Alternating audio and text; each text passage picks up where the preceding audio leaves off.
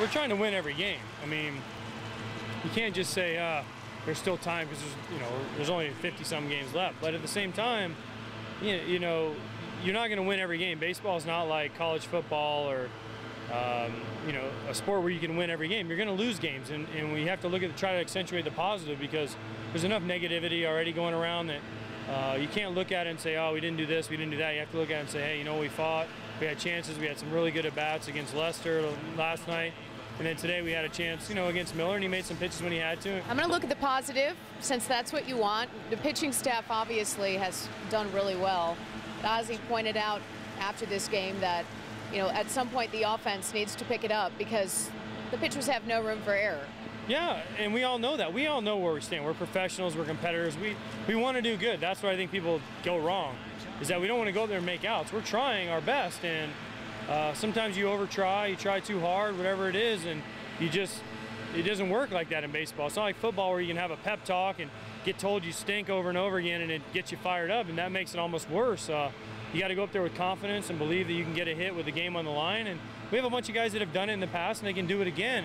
Speaking of confidence and belief, you obviously got a bit of a vote of confidence from both your GM and your coach this week. They obviously think you can get it done, and they believe in you guys. How about you? And do you think you have enough to get it done from here? Absolutely. I don't care who we have or what moves we make or what we do.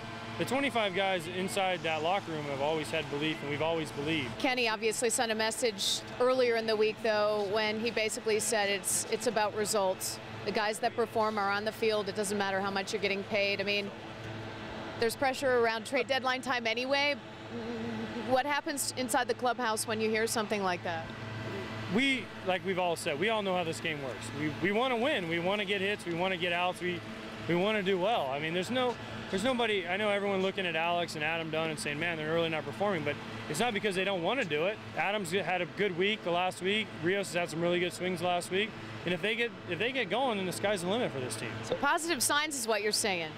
I try to look. I mean, people look at me sometimes and say, you know, it's negative or whatever, but I try to look at the positives on our team. Watching Paulie go down, that's a tough spot to take a pitch. Yeah, you usually don't get hit in the lower leg too often, but when you do, it really hurts because there's not a lot down there to protect you. And he'll be fine. He'll be back, and like he told me to tell you guys, he will play again this year.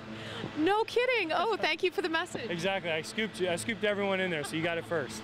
So, were you glad to see the lockout end and football begin? The only reason I care about the NFL lockout ending is now we have fantasy football. We can have a fantasy draft, and we can have all that. Because other than that, I mean, I like NFL and I like to go to the games and all that, but I'm not a diehard, and I'm more of a college guy. But now we have fantasy football, and we can all enjoy the fantasy and root. You know, you can have a guy on this team or that team, and you root. It doesn't even matter who wins the games; it just matters how your guys do.